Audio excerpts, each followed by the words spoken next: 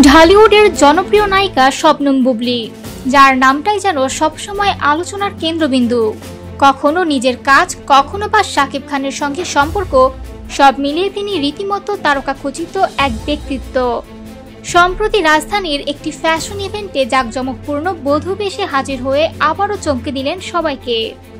গাঢ় বেগুনি রঙের জমকালো লেহেঙ্গা শাড়ি, সোনালী রূপালী সুতার নিপুণ কারুকাজ, সাথে পাথরের ঝিলিক, সব মিলিয়ে যেন রাজকীয় সাজে আলোকিত হচ্ছিলেন বুবলি।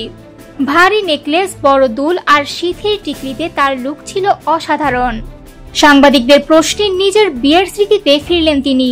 জানালেন তার বিয়ের অনুষ্ঠান ছিল খুবই ছোট ও ঘরোয়া। মিডিয়া ব্যক্তিত্ব হওয়ায় গোপনীয়তার প্রয়োজন ছিল।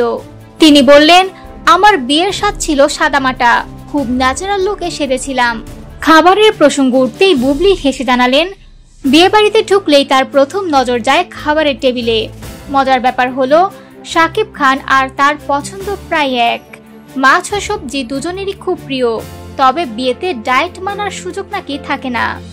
ছেলে শেহজাদ খান বীরের প্রসঙ্গেও মুখ খুললেন তিনি। জানালেন, বীরের সঙ্গে তার সম্পর্ক খুবই বন্ধুত্বপূর্ণ।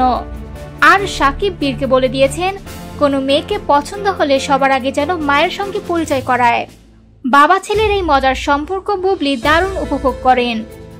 ভবিষ্যতে কেমন শাশুড়ি হতে চান এমন প্রশ্নে বুবলি বলেন, আমি চাই আমার ছেলের বউয়ের বন্ধু হতে।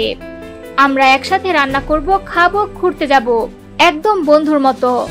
বর্তমানে শাপলা শালুক, ঢাকায়া দেবদাস সহ একাধিক সিনেমার কাজে ব্যস্ত সময় কাটাচ্ছেন তিনি। সামনে মুক্তির অপেক্ষায় আছে আরো কয়েকটি ছবি। প্রায় এক দশকের ক্যারিয়ারে বুবলি ইতোমধ্যেই ঢালিউডে নিজের শক্ত অবস্থান পোক্ত করে তুলেছেন।